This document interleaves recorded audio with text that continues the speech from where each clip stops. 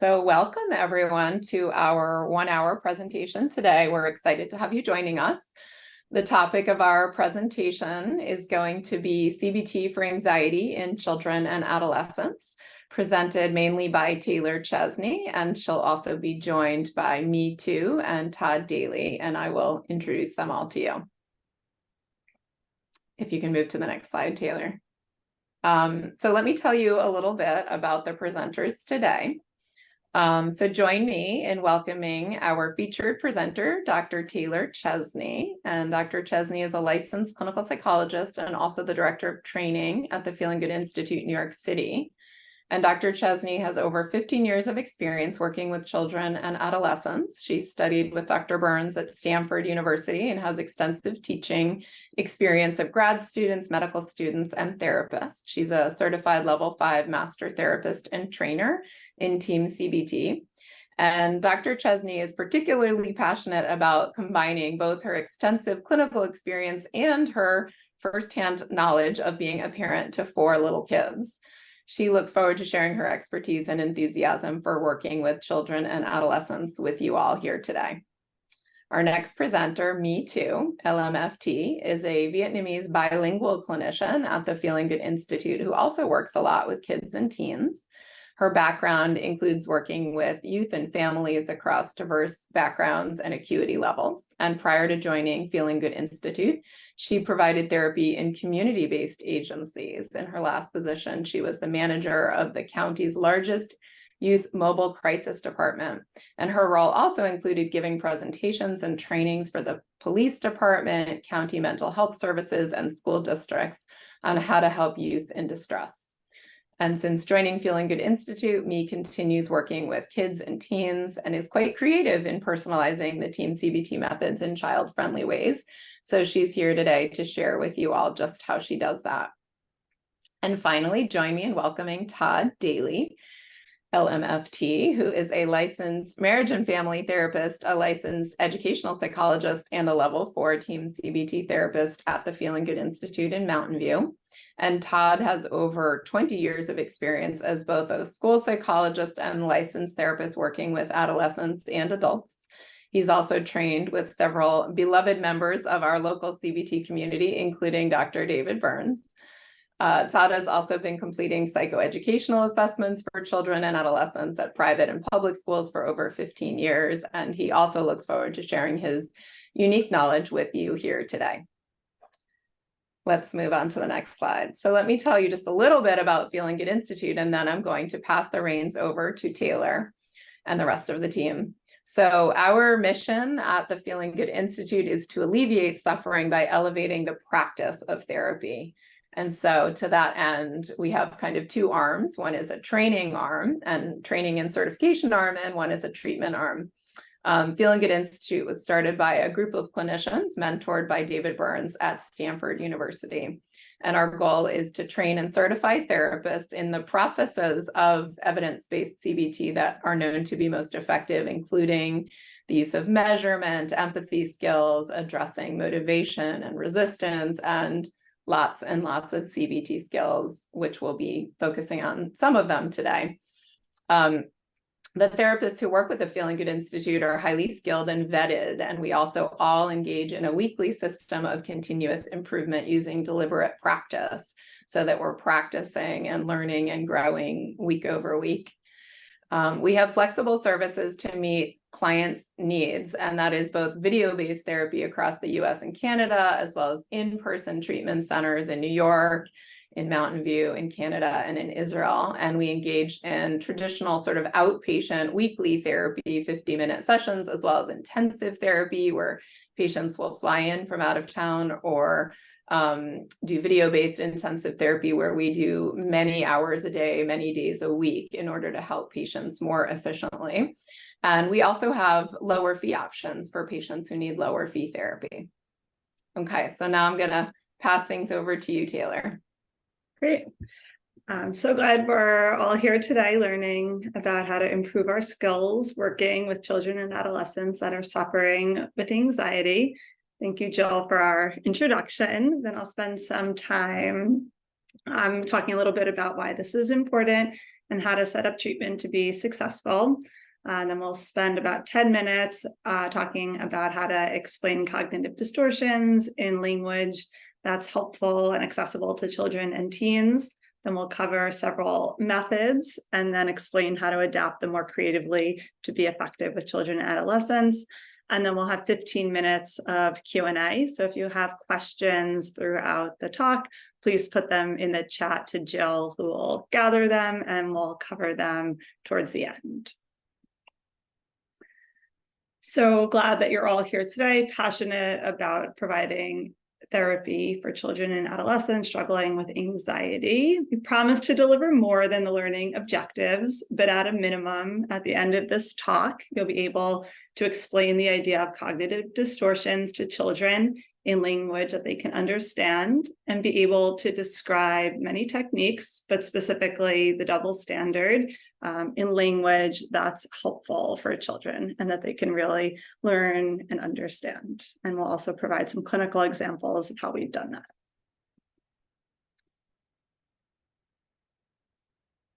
It is amazing to be here with so many therapists and people invested in improving the lives of today's youth.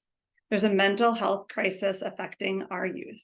As a mother of 4 young children, 9, 7, 5, and 5 months, I feel incredibly passionate about teaching on this topic, as well as arming parents and therapists with the best tools possible to help our children.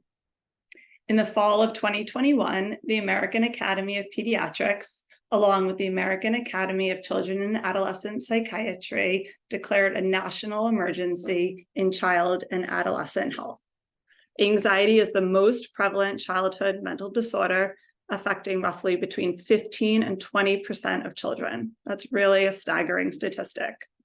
Untreated anxiety significantly impacts many domains of functioning and follows a chronic course into adulthood.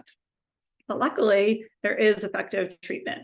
CBT is the gold standard treatment for anxiety and leads to improvement across multiple domains of functioning.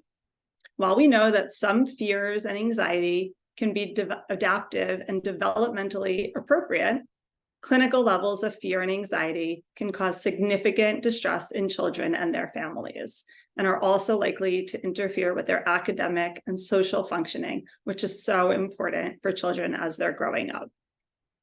While anxiety does help kids in many ways, helps them prepare for exams, some levels of anxiety helps them succeed in sporting events, and it could even help them stay safe when there's a danger, but it also causes harm. Too much anxiety is not a good thing. And this was the case even before the COVID-19 pandemic. But this rate has reached a staggering statistic, now affecting about 20.5% of our youth worldwide. These kids are in okay, and so I'm all glad we're here today to learn effective methods to better help them and to turn down their anxiety so that they could go on to living happy and effective lives. Later in this presentation, I'm going to talk about methods and tools and tricks to help treat anxiety. But to start, I want to talk about how we can set up therapy for success. When I start with a family, they often, and I'm sure very similar to many of you, want just the tips and tricks and tools and methods of how to be more effective therapist. I want that as well. But what I found is that setting up therapy for success at the start is even more important than having the best methods, right? I hate to see kids suffer, but we can't just throw methods and techniques and tools at them. What I've learned over the years is that unless we set up treatment to be successful, even if we have the best methods, we will fail. We need to make sure that our patients are willing to do the work that it takes to improve and that we're helping them with the things that they see as problems. I accomplish a lot of this in my intake, and I encourage you to as well, so that we can make sure we're helping children and teens with the things that they want help with. I adapt my intake based on the work of Dr. Jacob Towery. He's an amazing child and adolescent psychiatrist at Stanford in the Bay Area that I was lucky enough to be supervised when I was first starting out. So I want to give him credit for that. And in my intake, I do a 4-session intake.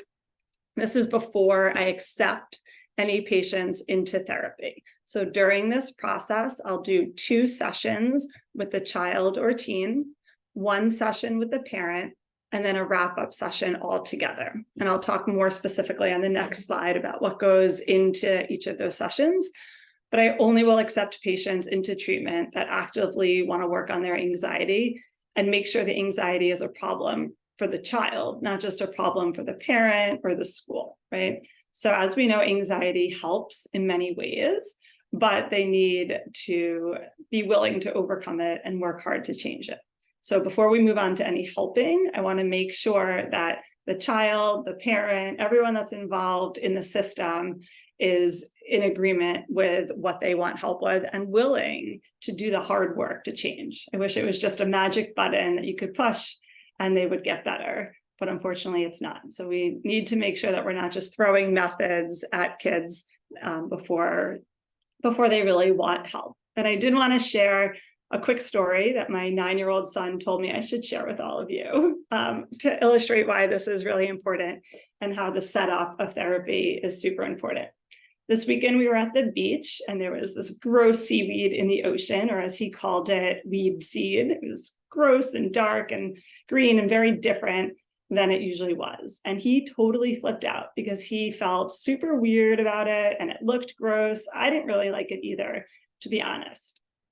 And I think a pretty common parenting reaction when you're in public and your kid's freaking out is, oh, don't worry about it, or it can't hurt you, or it's not really that gross, right? And he wanted to run out of the ocean. So I kind of asked him for a quick second. I asked him if I could talk to him for a minute about what was going on, or if he just wanted to scream and do his own thing. And he said he was kind of interested in hearing what I had to say. So I told him we're having a fun time and the seaweed is gross. But if you run away from it, you won't have the chance to see if it's okay. Your brain is trying to trick you into thinking it's something you need to run from. But if you stay, you may learn something about the situation. You may learn it's really gross and you actually don't like it. You may learn it's gross and that you can still have fun, or you may learn that it's not bad at all. So for now, we can feel the fear and do it anyway. So he decided to stay, and he said it was really helpful to learn about this trick. He decided to stick it out, and he learned that he did not like weed seed, as he would call it, but he could have fun anyway. I share this story to highlight the importance of a kid wanting to work on something and to get help with a specific problem. If they want to work with it and their mind is open to it, then they will be on board with doing the work that it takes to improve. So back to my intake and what I do in the 4 sessions. In the first session, I start by connecting with the child or the teen. It's a general getting to know you session. I want to know about their friends, their hobbies, their interests, etc. It's totally non-clinical, really connecting. It's so important that children and teens feel as though you understand them and get them before you're going to be able to get to any clinical material. The next session, session 2, is diagnostic. In this session, we see what they see as the problem, get a sense of their overall functioning, and I also assess in this session their motivation to change and what they're willing to work on. In the third session is the parent intake. I get to know the family, learn about the child through the parent's eyes, connect with the parent, because if we're going to work with parents, it's really important that we have a collaborative, open relationship. And then I figure out, is this parent willing to be engaged in the therapy in a way that's really helpful and effective and that they're on their child's team? After I meet with all the players on the team, the parents and the child, we do a wrap-up 4th session. And depending on the age of the child's either part of that session or not. And this is where we discuss what it will take to improve, what homework would be required, what exercises both the child and the parent would have to do to improve, and what workbooks would be helpful or what resources I would recommend. And if at that point we're all in agreement, then we can work on making change. And so now I'll talk about how we make change and what tools I use with children and teens. At this point, I'm sorry, these are some resources that I would generally share for anxiety in that wrap-up session, and you guys should all have a copy of the slides, so I'm not going to go through these, but I just wanted to provide you with some of the ideas and resources that I use. So at this point, we have a roadmap together, and we move forward to helping. So this is the daily mood log. It's a tool that I introduced early on in the treatment. This is where a child will write their anxious thoughts or feelings. This particular daily mood log was developed by David Burns and is adapted into more kid-friendly language. So if any of you are familiar with David's mood log, this is a version that has simpler language that's helpful for children. So here we look at a specific moment in time where they're feeling anxious. I teach children that their thoughts, not the facts of their life, determine how they feel. So for example, I teach them that it's not a test that's making them anxious, it's their thoughts about the test. Something like, I will fail, everyone else will do better, I should get the highest grade. That is what determines how they feel. Two kids can take the same exact test and feel vastly different. So there's nothing inherently threatening or scary about the exam, right? But rather what they tell themselves about it. I'll teach kids how to generate negative thoughts and identify thinking errors or distortions in their thoughts. Me will provide in a few minutes some examples of how she adapts and teaches the thinking errors. So here we break down what the thoughts are that the child is having, how strong they're feeling those thoughts, and what they're telling themselves about the situation. So this is a really awesome tool to kind of orient our children to that thought process of cognitive behavioral therapy, how our thoughts impact our feelings. And now I'm going to turn it over to me.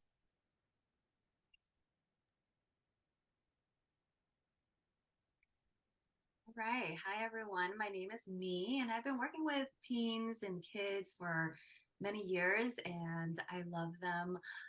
They are my humble teachers because they put me in a position where I have to break down complex ideas and techniques in a way that they can understand.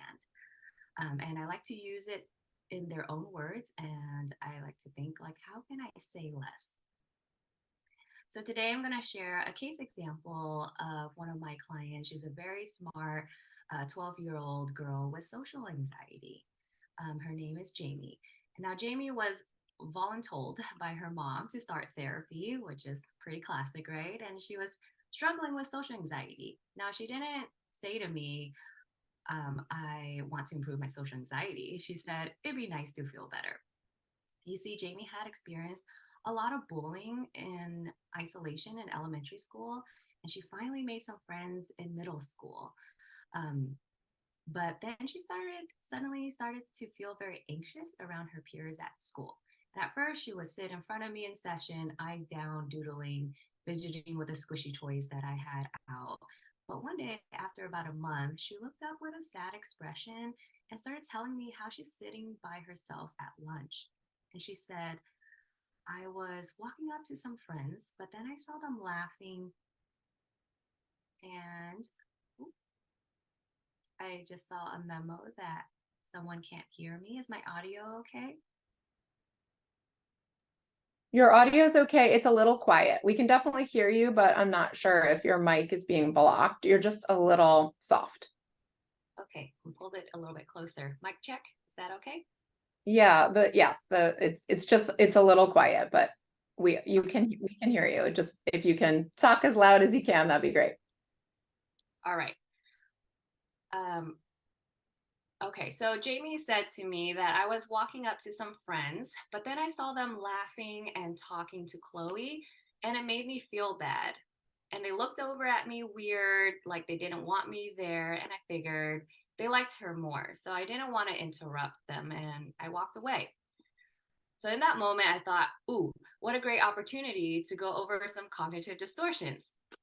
And after giving her a lot of empathy and support, of course, I asked, Jamie, you said it made you feel bad. What were those bad feelings? And she was able to name worried, anxious, jealous, self-conscious. I then asked, where do you think feelings come from? And she shrugged, your brain? I said, yeah, kind of. I want to show you something. And I whipped out something like this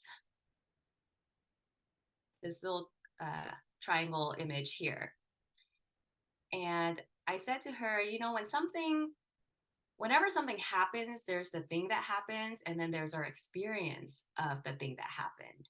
And is it okay to use this example and take a closer look to see if we can't find out a way to help you feel better? She quietly agreed and followed along. I said, so when you saw your friends laughing, sitting, talking with Chloe, that's a fact, right? That's the thing that happened. Then you said you had thoughts. They're looking at me weird, like they didn't want me there, like they like her more, and I don't want to interrupt them. And those thoughts left you feeling anxious, worried, jealous, self-conscious, and as a result, you walked away, right? Now, what do you think you would have done if your thoughts in that moment was, oh, looks like they're having fun. I can't wait to hear what they're talking about. And she responded so bluntly and obviously, I just joined them. I said, yeah, isn't it interesting how your thoughts really can affect your feelings and behaviors? Thoughts are powerful, huh? Now, we all have a bunch of thoughts going on all the time, but it's the ones that we listen to, that we choose to listen to, that gives it power. And our thoughts can be tricky though, and this happens to everyone. We sometimes fall into what's called thinking traps. Then I whip something else out. But before I show you that, here's a typical list of cognitive distortions at the bottom of our daily mood log tool with kid-friendly examples. Now, depending on the age, things like visuals, emojis, cards are a great way to teach the different types of distortions. So something like this.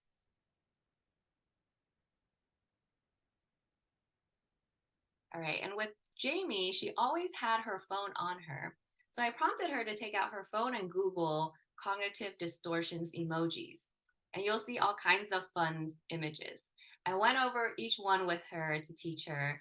And for example, I'll be like, do you ever do something like this? And like generalizations, this one is my favorite distortion because I always do it. And shoulds, this one is a crowd favorite. You know, there's the saying, you shouldn't should on yourself. And I got a couple of smiles and chuckles from her. And all this is to normalize the distortions. Then we looked at each of her negative thoughts to see which type it fell under. And in a way, this is externalizing the thought from her as a person. I said to her, Jamie, that thought you had of they're looking at me weird, they didn't want me there, what type of thinking traps might that be? And we were able to identify it as mind reading and emotional reasoning, where she thought her feelings were facts. And kids respond really well to learning through storytelling, metaphors, and sensory applications. So the more senses you can stack on when you're teaching them something or trying to get them to do something differently, the more senses you can stack on, the better, such as hearing, visuals, speaking, tactile touch, writing, the deeper the impact. And personal examples resonates better. Just like today, I shared with you about one of my clients rather than just talking about social anxiety and interventions in general. It makes it more meaningful, doesn't it?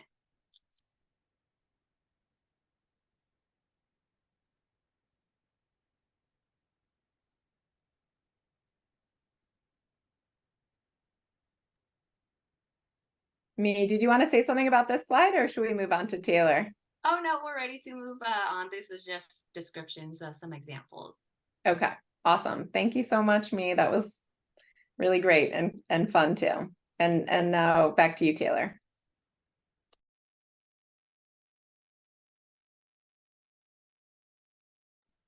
Taylor, I think you're muted. Yeah, you need to unmute yourself. Yeah, sorry, I was trying to avoid making noise while May was presenting. Great job, May. Thank you. Now I'm going to share a clinical example to bring two methods to life.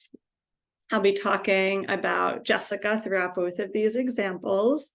Jessica is a 10-year-old patient of mine in the past. Jessica had social anxiety and a situation that she felt anxious about that we worked on was she was feeling anxious about her first day at a new school. So September, I know on the East Coast, beginning of school, I know other parts of the country have started sooner, but I'm sure many here have patients or kids that could kind of relate to this, right? Starting at a new school, whether you know people or not, definitely a situation where you would feel anxious.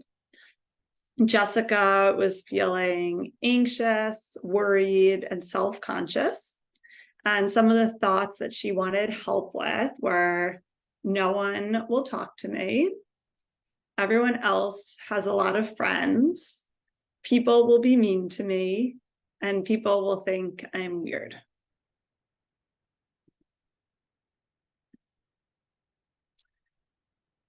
So I wanted to introduce all of you to the method Examine the Evidence that I used with Jessica. And we'll be working on the thought, no one will talk to me on the first day of school. In Examine the Evidence, just kind of teaching the method in general before I dive into some adaptations for children and teens. In Examine the Evidence, we teach that feelings are not facts. Just because you think or feel something doesn't mean it is true. And I'll break this down a little bit, how I teach this for children, but in general, the method, we want to look at evidence for and against the statement. We want to look specifically at what are the facts, what do they suggest, and then we wrap up by asking which side of the argument would win in court. So children like to make it a little bit more playful when I work on this. So I generally start by explaining the idea that feelings are not facts in language that's more accessible to them. So I use an example. I'll say something like, it's the beginning of school. I want to do a mental exercise with you. I want you to think really, really hard. I want you to feel really, really hard that your teacher should not give you homework for the rest of the school year. I say, I want you to spend as much time as you need right now. I want you to manifest all your best feelings and thoughts, right? Because we really want to do a good job changing this, right? So I want you to think and close your eyes, and maybe you in the audience want to try to help Jessica do this too. Try to get them to think really hard about how your teacher shouldn't give you any homework. And then I say, all right, and now your homework for me, you didn't wish that you didn't get homework from me, is to go to school and see that you have no homework, right? That's how it works. If we feel something really strongly, and if we think something really strongly, we could change the facts, right? It'll instantaneously change that you have no homework. And most kids find that somewhat funny. I'm not the funniest person in the world, but in general, that's just trying to highlight the fact that even if you think something or feel it, it's really not going to change the facts. And that's a really important cognitive behavioral technique for kids to understand that they have big feelings a lot. Kids have feelings a lot, but feelings are very different than facts. And when we get really anxious and worried, we often get really overwhelmed by our feelings, but we do have to teach them how to reason from facts and data and evidence rather than feelings. So I use a courtroom example to adapt this method to be more kid-friendly. I try to make it into a role play so it's not quite as dry. And some ways in which I do this, the first step is I'll say to my patient, so in this case, Jessica, the thought no one will talk to me on the first day of school is on trial. I say, imagine you're in a courtroom, you're an attorney fighting the charges brought against you. First, be a detective and gather evidence to prove each side of the case and write it down in 2 columns. Then we'll role play the argument. The therapist can be the prosecutor, the patient can be the client. I always change my degree of playfulness based on the child's interests. So we'll both be involved in this. We're kind of collaborating to gather the data and evidence for their case in court. We could also do what we call role reversals if the child wants to be a different player in this, right? We switch roles. We could get dressed up. Sometimes in my office, I'll have like a gavel so they could pretend to be the judge. Really, in these types of methods with children, if they can act it, if they can feel it, if they can live it, they can really start to internalize some of these ideas. So after we gather all our data and evidence, I'll ask them which side is stronger, which is more true, which is more convincing. And then I'll have them put those thoughts that are more convincing on a mood log or a piece of paper and ask them who has won. And so this is an example of sort of after both sides have weighed in, I'll have them, now that I do a lot of my therapy virtually, I'll take out a Google document and type this in. I'll ask them to print it out. So some evidence that Jessica gathered for the thought, no one will talk to me, is I don't have a lot of friends and I sometimes keep quiet. And then the evidence against no one will talk to me is kids have generally been kind to me. I've made new friends before. The teacher will likely encourage us to get to know one another. We sit at tables with small groups of kids, so it'll be easier to talk to at least someone. And then the last thing that she came up with is I might recognize someone that lives near me or that I've seen at soccer. So this can be a totally collaborative experience. If the child is able to do this completely independently, you can, scaffold it less. Sometimes kids need help gathering the evidence. And kids have a lot of fun with this. And again, I titrate it, the playfulness based on their interests and how much they're getting into it. Some kids that are really into acting really kind of take to bringing this to life. The idea is basically we want to teach them how to think through both sides of the argument. And then lastly, how I make sure that it follows with them. It isn't just like a fun example or a role play we do in the session is if I'm in person with them, I'll print it out for them. If we're virtual, I'll ask them to print it out. And then we'll talk together through where they might be when they're worried about this thought. Is it in their bed? Is it while they're brushing up for bed? Is it in their locker when they get to school? And I'll ask them to actually hang it up there, right? Because we want the methods and the things that we work on in session to generalize to the real world and outside of our office.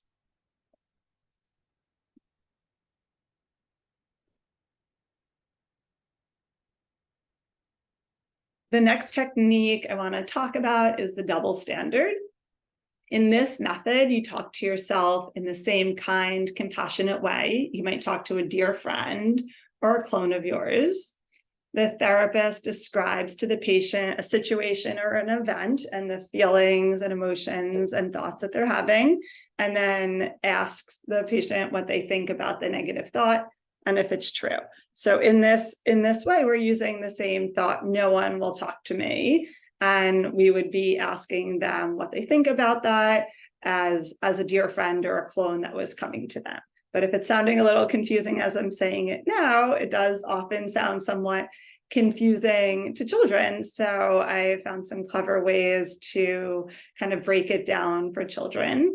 Definitely using simpler language. So I'll ask them, if your sibling or friend is worried over the same problem, what would you tell them when they're worried about that? So we want to make it simpler and more accessible, but kids are really good at giving advice. I know when I have conversations with my kids or my patients, they're experts in what other people should do, right? But sometimes, and I'm sure all of us are too as adults, but sometimes when we're emotional and thinking about these things, the same sort of good advice or thoughts or how we would handle the situation don't really sink in. So we employ friends as helpful. So in this, let's see, sorry, I'll get to a dialogue on how I'll handle that in a second. But in this role play, what I'll say is I'll ask them, if your friend or sibling is worried over the same problem, if your friend or sibling was worried about their first day at school and making friends, what would you tell them? So this is sort of how it played out with Jessica, using Jessica from before. So the therapist or myself would say something along the lines of, I'll play the role of your best friend and remind me who you are. So I just want to check that the child understands who they are in this role play and that I'm the person asking for advice. And so then the child says, I am me. So then sometimes I'll have them pick up a phone or texting, right? We want to be realistic about how kids are giving advice these days. So I've even had kids do this in text message to, just to kind of simulate the way that they communicate with their friends. But for this role play, the phone rings. Hi, Jessica, it's me, Taylor. Do you have a few minutes to talk to me? I miss you so much since you moved schools. And as you know, I'm starting a new school tomorrow. I'm so nervous. I can't go to sleep. No one will talk to me. Everyone else knows each other. People will think I'm weird. I can't go to school tomorrow. My mom said you might have some advice to help me. And then in this role play, the child responds, and we kind of, she came up with this on her own, which I thought was really awesome. She said, that's tough, Taylor. It might be hard, but remember, everyone is nervous for the first day. You don't have to make best friends on the first day. You can just try to talk to one or two people and start slowly. You're super kind and people always like you. And the therapist says, that's super helpful, but are you telling me that just to cheer me up? Or do you actually believe that? Would that be the same for you then? Right, so we really want to kind of take it home for them. We want to make the jump for them that here's advice you would give to your friend, but now that you have this great advice, are you able to use that for yourself? And so then based on that response, hopefully they say yes. Otherwise, we'll, kind of keep talking through and working why that wouldn't work or trying a different method if this method isn't effective. But really, this is a very helpful method for kids. And then similarly, to examine the evidence, I'll have them write out exactly the advice their friend gave them and have them practice telling themselves that advice and then hanging it up somewhere if this was a method that was really helpful for them so that they have that on their first day of school. Now, Todd is going to review one last method, the reattribution method, with us. Yeah, thank you, Taylor. It's awesome to be here. Thank you, Jill, for that intro a little while ago. But yeah, I know we've thrown a lot of different techniques at you, and this is the bonus technique. It's called reattribution. It's not as popular as some of the other ones, but man, it is an awesome technique to work with kids. And just to bring it to life, here's another example of a child named, we'll call him Billy. He's a 12-year-old, and just like Taylor and me kind of cued us up with a daily mood log, the specific moment that he wanted to work on was this upcoming science test. Along the theme of seaweed that also we talked about, upcoming science test. Predictably, there was feelings of worry and nervous and anxiety and feeling anxious. And with the daily mood log, some of the specific thoughts that he had come up with, I think I heard this a little bit earlier with test anxiety is pretty common. My friends are going to do better than me. I'm going to fail. I should be the best.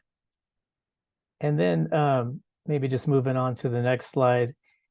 For reattribution, what's so cool about this technique, it's just another way, it's just another tool to look at how you could look at a situation in a different way. This is the actual kind of blank form that's part of the online toolkit. And if we move on to the next one, again, not to go over too much of this in detail, but these were some of the ideas that we came up with. And on a bigger level, what I think I heard a theme about being playful and being fun. Absolutely. And so that's definitely what I try to do. I also try to motivation. I think I heard that as a key thing from the onset. But then the other is I try to be curious and I try to be, affirming. And I try to just like kind of lay it out like, hey, Billy, I have this awesome technique that could be a helpful way to, look at this problem that you've been talking about. And it's possible it could help you, feel better and calm. And as we lead up to this test, I'm wondering if you'd be open to trying this technique. And because he was motivated, he was all in. And I was like, awesome. And then I also try to say, like the two different areas then I say is like, what are things that are under your control when we think about this test? And then we just kind of thought for a moment and I tried to pause and right away he said sleep. And he's like, I can control how much sleep I get. And then I think David Burns talks about this, like there's like the synergy and there's like this change at the gut level. But there was a little bit of momentum, and then that's when I really lean into what he's saying. I try to be affirming, I try to be curious, and I go, yes, exactly. Sleep is like important, and you can control it. Tell me how it's important to you. And he went on and talked a little bit about that. And as you can see, there's a few other areas that he kind of touched on. He could control how much he studied. He could control his own reactions and his overall attitude. And as he's saying these things, you could just visibly see him changing and feeling relieved and being able to kind of just approach this test in a different light. What was also helpful and kind of like examine the evidence, there's like the two columns. And then so the other column is, what are some things that are out of your control? And I think Taylor mentioned 15 to 20% of kids have anxiety. Again, such a cool technique to try, and control is such an important theme. And he right away said he's like, my teacher, she grades it in this different way, but I can't really control that. And that seemed to give him some peace. He also talked about, I can't really control like how other people actually do on the test. And I also can't control, their reactions. And, again, this is just another technique. It's the bonus technique, I called it. Maybe if we move on to the next slide, there's a couple of, I know I went fairly quickly, but just a couple of the key highlights for reattribution is, again, just be curious. I think have fun with this. We're working with kids, we try to be humble. Sometimes it's unpredictable, just like the doodling on our slides today. Sometimes things happen in session that's hard to predict. And that's what I love about kids, but also be affirming and really lean into their responses. The other key takeaway is what are things that they could control and what are the things that are potentially out of their control. Sounds so simple, but it could be extremely helpful. And then the other thing I just kind of will throw out there is, sometimes depending on when you get to this method in your session, I try to, with that theme of like synergy and momentum with my clients, if we didn't quite get to all the different reasons and all the different ways that you can control and not control, I'll say, hey, maybe as part of our action plan or your homework, what if you try to come up with even more ways that are under your control and come up with ways that are also out of your control? Send it back to me. I'll take a look at it, and then we'll be on our way. So that's reattribution, and I'm going to hand it back off. I think we're going to do a little bit of Q&A right now. Thank you so much, Todd. That was great. And something that really comes across with all three of your presentations is just how much you love working with kids. And it's really kind of fun to hear you guys talking Getting lots of great positive comments in the chat box so the presenters can breathe a sigh of relief. You're doing a great job. And I'm excited because we're actually on time as well, which is never the case, but always awesome. So that leaves us lots of time for Q&A. So I have been getting a lot of questions already. I've been trying to organize them on my screen. And so we're going to spend maybe 10 minutes because we have some wrap up points and things at the end. We want to make sure people are in time for their 1 o'clock or 2 o'clock, no, 1 o'clock appointments here in Pacific time. So let me go through some questions. I'll kind of throw them out to the three of you. And I think kind of me and Todd, feel free to jump in, and then, you know, Taylor will also do that, but don't be shy. Starting out, we started out with some questions about the evaluation process. Maybe Taylor, if you want to comment on these. And let's try to be sort of brief in our responses, knowing just that we have a lot of questions. So one question was, how do you conduct that intake session with divorced parents, Taylor? Do you do it the same way? That was a question that came up. Great question. I absolutely do. I find that it's very tricky, but that if divorced parents aren't able to come together for their child's mental health and well-being, that it gets really sticky and really difficult to have one meeting with this person and tell them one thing and a meeting with another. So I really try to stay as far away from separate meetings as possible. I really think, using kind of a medical model, if there was a medical issue with their child, they would show up to an appointment together. So I really think that it's very important, even for divorced parents, to be together. And it's also super informative to see how they interact. Awesome. A couple other questions about the evaluation I'll ask you quickly, and then we'll move on to some other topics. Someone said, do folks really accept a 4-session intake? I do a 90-minute intake with families. So I think the answer is yes, because this is the way that you do it, but maybe you could just speak briefly to that. Yes, parents do. As I mentioned, many parents want methods very quickly, but I am very firm in setting up the importance of doing the 4-session intake. And in my mind, if we set up therapy successful, it will save them lots of money down the line, because we'll be able to get to the crux of things more quickly and make sure that working together is a good fit, rather than doing a super quick intake and then finding out that it's not a good fit to work together. And then I don't know if you have an answer to this, but some questions about how does that work with insurance? Like, do you how do you bill for it? How does that work? If you have a comment about I mean, I don't take insurance, but I submit a super bill. So I use the code 90741 for the psychiatric diagnostic evaluation, and it's on 4 separate occasions. So I'm very upfront with my fees, and that services may or may not be covered. So I encourage patients to always check with their insurance before getting started if they have concerns. Okay. One more question about that, which is, what recommendations or interventions do you have for parents and kids who don't meet that motivational level needed to proceed with treatment? What happens then?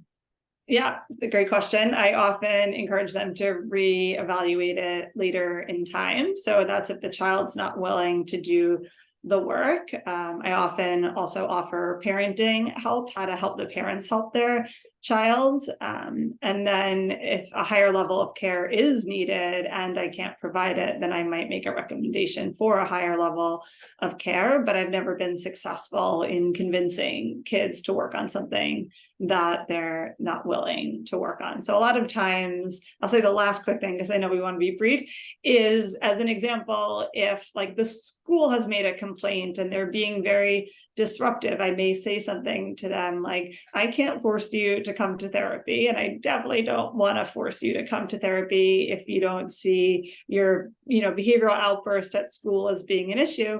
But what I do know is that your school is having issues with it and complaining. And if things don't change, there's going to be consequences from the school and from your parents. But if we work together and you're willing to work on these things, then we do have some control over the consequences and how your behavior improves. So I try to dangle the carrot in terms of getting them to want to work together and why working together would be better than not. But I will not convince a child to work with me that isn't willing to engage in the treatment. Great. So let me ask me or Todd, maybe you guys could answer this question. What do you do when a child or adolescent has a hard time identifying their thoughts? Any kind of pointers or tricks for that?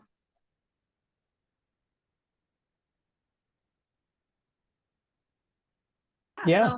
Oh, For myself, whenever I'm working with kids and they're having a hard time identifying thoughts, I ask more open-ended questions like, how is this a problem for you?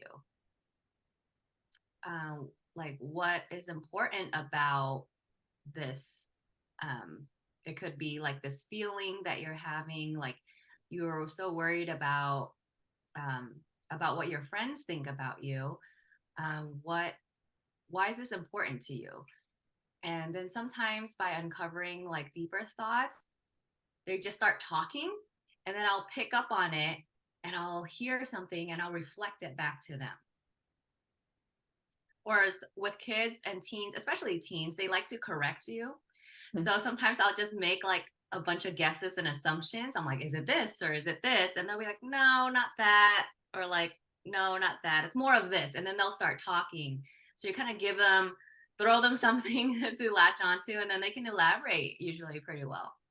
Todd, Great. I wonder if you had any response to that. I don't know if I have much to add, but I guess maybe something I learned probably from Jill was, from the daily mood log, I guess two things. One is like, I'll try to be specific with the emotion. And it's like, when you're feeling anxious, what were you telling yourself? Or maybe like what would like a friend think about if they're taking the science test? And it's like, when you stop talking about them and it's about like someone else, it's like, oh, they may be telling themselves that they're not going to do very well on this test. Or it's like, exactly. But it's such an important question because kids do get stuck on this very thing. Yeah, and then I would just add to that things like thought bubbles. I mean, these are actually things I sometimes do with adults too. Stick figures, thought bubbles, cartoon characters. Like, what would you imagine would be going through this person's head? What might they be thinking to themselves? Stuff like that. Let me see. This I think is a good question about a method. I mean, there's so many questions, I can't get to all of them, but so regarding the double standard technique, someone says, I use this a lot, but I find there's sometimes a point at which young people recognize that they do have a double standard of how they talk to them friends versus how they think about themselves, and they just accept that as fact. Sort of, what do you do in that situation? Any tricks for moving through that? Yeah. I mean, sometimes a method isn't helpful, right? So if someone is attached to their double standard, then it might be a different method that's more helpful. And so I sometimes do work with core values or kind of figuring out why there is that double standard. But there's just so many methods that are helpful that attacking their negative thought from a different angle can be really helpful. Obviously, if that becomes like a recurring theme and something that they're constantly getting stuck with, then we'd want to work on that to address why there is that double standard. But there's just so many helpful methods that I think it's important to fail as fast as we can and get to methods that are really helpful and effective, because there's so many of them. Yeah, and I would also add to that, because this is the question not just for kids, but for working with adults too. This happens all the time, that you discover someone does have a double standard, and in fact, they might be damn proud of it, because that means that they hold themselves to a higher standard than they hold others to. And so actually in Team CBT, we have this method that's called positive reframing, which we're not covering today, but where we kind of make our patients proud of their symptoms, right? Like, what does it show about you that's beautiful and awesome that you hold yourself to a higher standard than you hold other people to? Maybe we wouldn't want to take that away from you. So they can actually kind of feel proud of their double standard and maybe even proud of their suffering, and then on the other hand, it may also just be that this isn't a great method for that person with a double standard. And then, as Taylor said, we'd move on to a different method. I'll ask you one more methods question, and then I want to share some more slides with people and start to kind of wrap up. And also we'll tell you about another training we have where you can get more of your questions answered. So here's a question. Do we give out suggestions to the child during examining the evidence, or do you just allow them to figure it out for themselves? depends on how quickly they're getting it. I definitely will let them lead the way. I'm not going to let them kind of flounder and drown. If I think they can't come up with stuff, I might prompt them and help them think through that. But we want to kind of support their ability to do it themselves while also offering some suggestions. So it's definitely collaborative. So in the example that I gave, no one will talk to me on the first day of school. I may ask them a question that will scaffold it. Like, have you ever been in a new situation before? What happened? Or have you ever what was it like when you met friends for the first time somewhere else? Or what if someone else was new at your school? What would you do? And sometimes these questions will help them be able to gather the data and facts. Great. And I realized there was one more question that came up a few times that was about this child version of the daily mood log. Taylor, people are asking where they can get it. Maybe Mike will drop in the chat box a link to some of David's tools, but specifically people were saying, is that in David Byrne's toolkit? Where can people find it? It's in his upgrade. So if you've gotten the electronic upgrade, it would be in there. Okay. And you mentioned some books that were helpful. Do you also have any other workbook recommendations? Within that list, there are also workbooks. Okay. Wonderful. So Taylor, will you do me a favor and move? I'm going to share a couple more things with you guys. Move to the next slide for me. So I just wanted to share with you guys, we have lots of other trainings. If you liked this one, stay on for the next few minutes because I have a few things I want to share with you guys. But Taylor has an upcoming training that she's offering.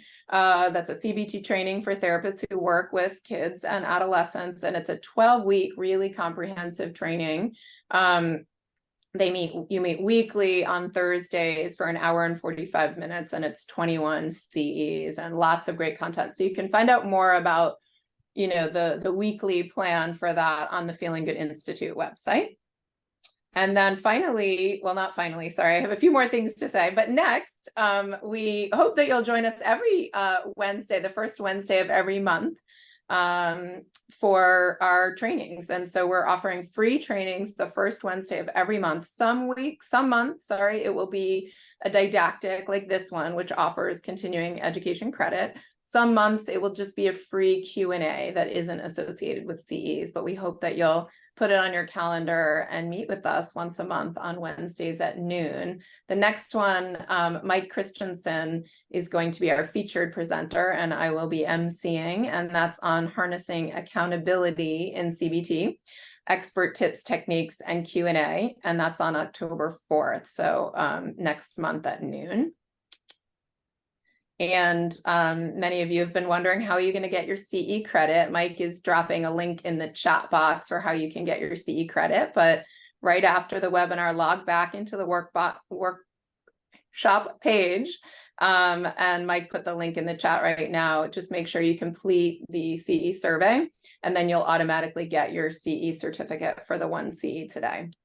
And the next slide.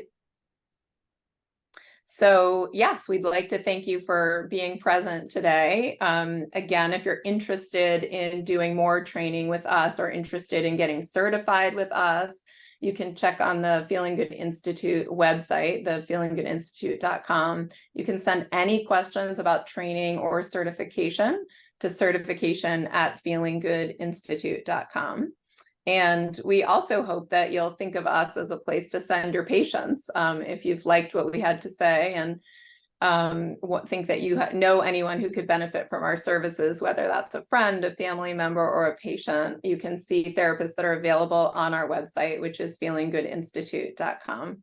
So if I finally want to give a big thank you to Taylor and me and Todd, and also thank all of you for being present with us today. It's our commitment to always be helpful to you. We believe in the power of sharing knowledge and building meaningful connections with the community. So I hope that you've enjoyed this webinar. And if you have any other questions or feedback for us, please don't be shy. Get in touch with me or send an